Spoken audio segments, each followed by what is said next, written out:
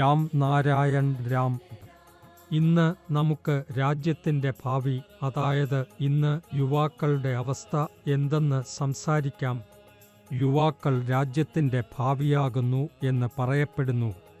നമ്മുടെ മഹാഗുരു ബാലക ബ്രഹ്മചാരി ജി അവരുടെ കാഴ്ചപ്പാടിൽ നിന്നു യുവാക്കൾക്ക് എന്താണ് പഠിപ്പിച്ചത്, അത് ഇന്ന് നമുക്ക് അറിയാം.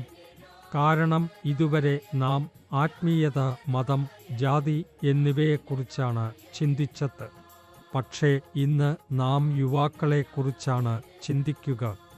രാജ്യത്തിൻ്റെ ഭാവി, പ്രകാശം നമുക്കറിയാമെങ്കിൽ അത് മാത്രമാണ് കാണാനാകുക. എന്നാൽ അവർക്ക് നല്ല വിദ്യാഭ്യാസം, സംസ്കാരം, ധാരണ എന്നിവ ലഭിക്കണം.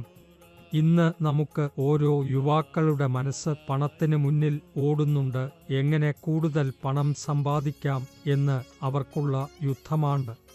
എന്നാൽ രാജ്യത്തിൻ്റെ പുരോഗതിയും ഉന്നതിയും കുറിച്ച് ആരും ചിന്തിക്കുന്നില്ല. എല്ലാവരും തൻ്റെ സൗകര്യം, സ്വാർത്ഥത മാത്രം ചിന്തിക്കുന്നുണ്ട്.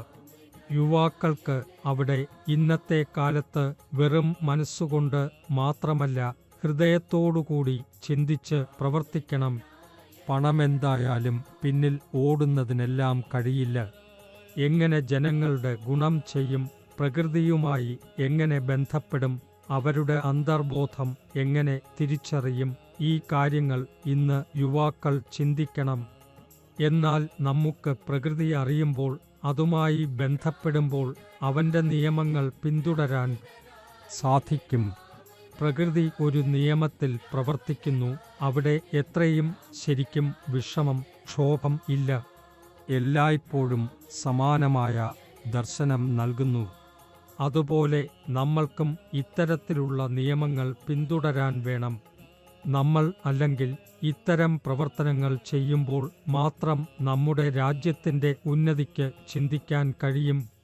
അല്ലെങ്കിൽ എല്ലാവരും തങ്ങളുള്ള സ്വാർത്ഥതയെയും അധികാരത്തെ താൽപ്പര്യപ്പെടുകയും വെറുപ്പ് പ്രദർശിപ്പിക്കുകയും ചെയ്യും. ഇന്ന് നമ്മളുടെ യുവാക്കൾ വളരെ വേഗം ഡിപ്രഷനും മാനസിക സമ്മർദ്ദവും അനുഭവിക്കുന്നു.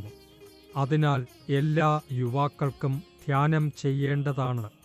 ധ്യാനത്തിലൂടെ അവരുടെ ഇന്ദ്രിയങ്ങൾക്കുള്ള നിയന്ത്രണവും മനസ്സിൻ്റെ സ്ഥിരതയും ലഭിക്കും. ജീവിതത്തിലെ ശരിയായ തീരുമാനങ്ങൾ എടുക്കാനും അവർക്ക് കഴിയുകയും ചെയ്യും. ധ്യാനത്തിലൂടെ അവരുടെ വ്യക്തിത്വത്തിൽ മെച്ചപ്പെടുകയും നേതൃഗുണങ്ങൾ വളരുകയും അവരുടെ സാമൂഹ്യ സേവനത്തിന് ഉണർവുകൾ വരുത്തുകയും ചെയ്യും. യുവാക്കൾക്ക് രാജ്യത്തിൻ്റെ ആശ്രിതത്വം നേരിടേണ്ടതാണ്. അവർക്ക് പ്രകൃതിയുമായി സമർപ്പിതത്വം, നല്ല നുണയുടെ കരുത്ത്, നൈതിക മൂല്യങ്ങൾ, അതേസമയം അവരുടെ മനസ്സിൻ്റെ ശക്തികൾ കൂടി ഉള്ളപ്പോൾ നമ്മൾ ആരോഗ്യകരമായ രാജ്യമായും പ്രഗതിശീലിയായും മാറാൻ കഴിയും. നമുക്ക് യുവാക്കളുടെ അവസ്ഥയിൽ ഉത്കണ്ഠയും വിഷാദവും ഉയർന്നുവരുന്നുണ്ട്. അവ്യക്തമായ ഒറ്റത്തവണ ഒരു കാലവർഷം നടന്നു കയറി.